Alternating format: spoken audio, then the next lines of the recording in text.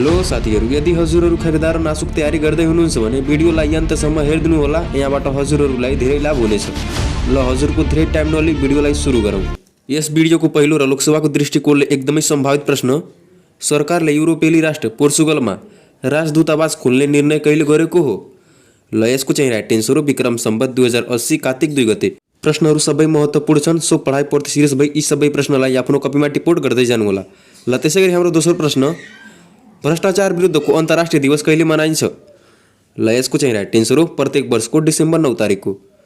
तेस्रो प्रश्न, अन्तर्राष्ट्रिय सौन्दर्य प्रतियोगिता हेरिटेज पेजेन्ट्स 2023 को उपाधि कसले जित्यो? ल यसको चाहिँ राइट आन्सर हो मिसतर्फ एरिका हारा र मिसेसतर्फ बुगान्दर जिर्लेथ। ल अब लागौँ अर्को प्रश्नतर्फ। इमान्दारी तरिकाले मेहनत गर्नु, सोसियल मिडियामा टाइम वेस्ट गरेर सफलता पाइदिनु है साथीहरू। आफ्नो समयको र मेहनतको सही ठाउँमा सदुपयोग गर्नुस्। ल अब लागौँ अर्को प्रश्नतर्फ। त्यसै गरी हाम्रो चौथो प्रश्न, नारायण गोपाल स्मृति पुरस्कार 2080 कसलाई प्रदान गरियो? ल यसको चाहिँ राइट आन्सर हो स्वर्ग किन्नरी तारादेवी र बाङ्मय सेवी गणेश रसिकलाई। यसको बारेमा केही महत्त्वपूर्ण बुदाहरू। तारादेवीलाई करिब 5 दशक गीत सङ्गीत क्षेत्रमा योगदान बापत, मरोड परान्त र रसिकलाई गीत सङ्गीत र साहित्य क्षेत्रमा करिब 6 दशक समर्पित भई पुर्याउनु भएको योगदानको कदर स्वरूप सुसम्मान प्रदान गरिएको नारायण गोपाल सङ्गीत कोषले जनाएको छ है। ल अब लागौँ अर्को प्रश्नतर्फ। यी सबै प्रश्न चाहिँ उत्तिकै महत्त्वपूर्ण छन् है, सो सबैलाई विशेष ख्याल गर्नु।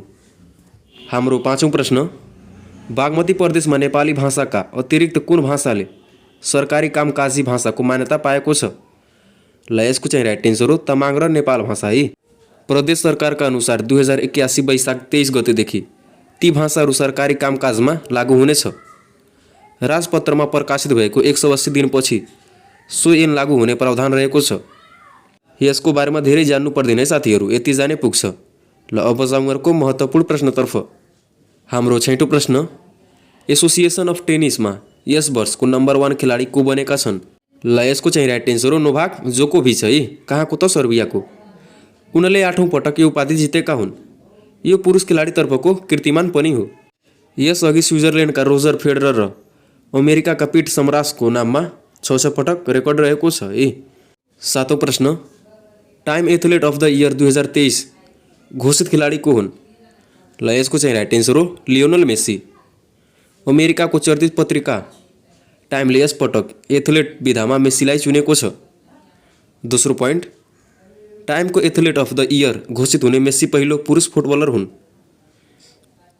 टाइमले अर्जेन्टिनालाई विश्वकप दिलाउन निर्वाह गरेका भूमिकाका अतिरिक्त अमेरिकामा फुटबलको विकास र यसको लोकप्रियता बढाउन योगदान गरेको कारण पनि वर्ष खेलाडी घोषणा गरिएको जनाइएको छ है।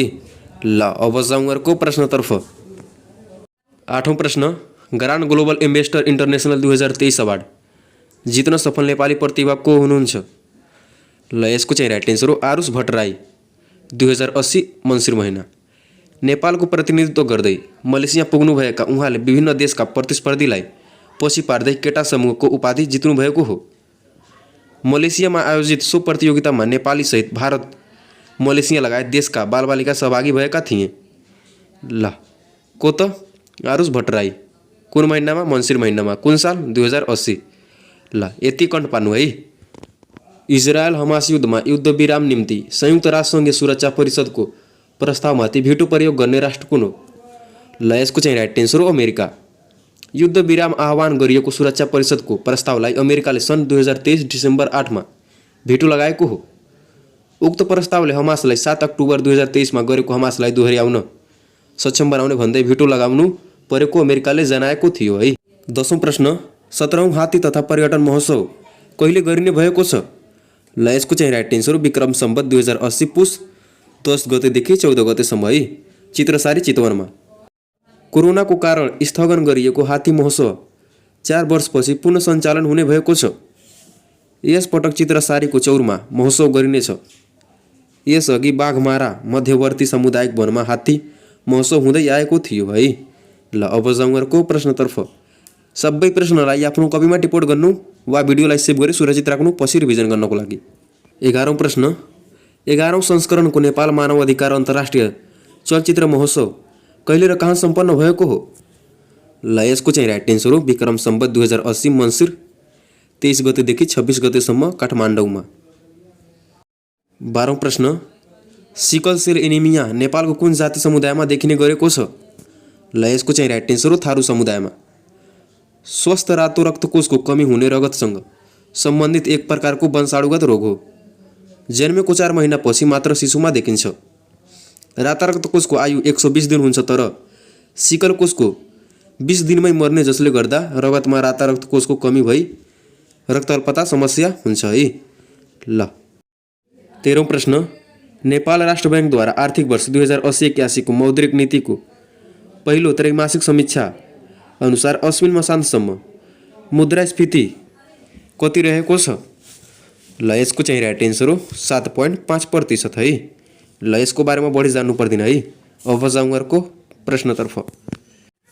8औं अन्तर्राष्ट्रिय पर्वतीय महोत्सव कहिले र कहाँ सम्पन्न भयो? ल यसको चाहिँ राइट एन्सर हो विक्रम सम्वत 2080 मङ्सिर महिनाको 21 गतेदेखि 25 गतेसम्म पोखरामा है। ल 15औं प्रश्न संयुक्त राष्ट्रसङ्घ महासभाका प्रथम अध्यक्ष को हुन्? ल यसको चाहिँ राइट एन्सर हो पाउल हेनरी स्पाक है। कहाँको त? बेल्जियमको। कहिले भए? सन् 1946 सालमा। प्रथम महिला अध्यक्ष भारतकी विजयालक्ष्मी पण्डित कहिले? सन् 1953 मा है। यसलाई तुरन्तै स्क्रिनसट लिनु है र कमेन्टमा गएर यस लेखिदिनु। ल अब जाउँ अर्को प्रश्नतर्फ। 16औं प्रश्न राष्ट्रिय कृषि जैविक विविधता दिवस कहिले मनाइन्छ? ल यसको चाहिँ राइट एन्सर प्रत्येक वर्ष माघ 1 गते है। नेपालमा विक्रम सम्वत 2079 देखि यो दिवस मनाउन सुरु गरिएको हो। पहिलो दिवसको नारा जीवन तथा वातावरणका लागि कृषि जैविक विविधता। नहर तथा जियोलोजी अड्डाको स्थापना कहिले भएको हो? ल यसको चाहिँ राइट एन्सर हो विक्रम सम्वत 1986 मा। नेपालमा भौगर्भिक अध्ययन एवं खानी अन्वेषणका लागि विक्रम सम्वत 1986 मा सर्वप्रथम नहर तथा जियोलोजी अड्डाको स्थापना गरिएको हो। नहर तथा जियोलोजी अड्डालाई विक्रम सम्वत 1999 मा खानी अड्डा र विक्रम सम्वत 2024 मा भौगर्भिक सर्वेक्षण विभाग बनाइएको हो है। ल 18औं प्रश्न ग्यालेन्ड कन्जर्भेसन अवार्ड पाउने पहिलो नेपाली को हुन्?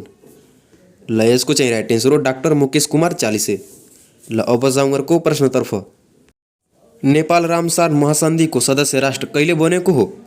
राइट एन्सर सन् 1988 अप्रिल 17 तारिकको। रामसार महासन्धि सन् 1971 फेब्रुअरी 2 मा पारित भएको हो। रामसार महासन्धि सन् 1975 डिसेम्बर 21 देखि लागू भएको हो। प्रधान कार्यालय स्विजरल्यान्डको ग्यालेन्डमा रहेको छ है। फेरि सुन्नुस् है, एकदमै महत्त्वपूर्ण खालको प्रश्न छ। नेपाल रामसार महासन्धिको सदस्य 1988 अप्रिल 17 मा भएको हो। रामसार महासन्धि सन् 1971 फेब्रुअरी 2 मा पारित भएको हो।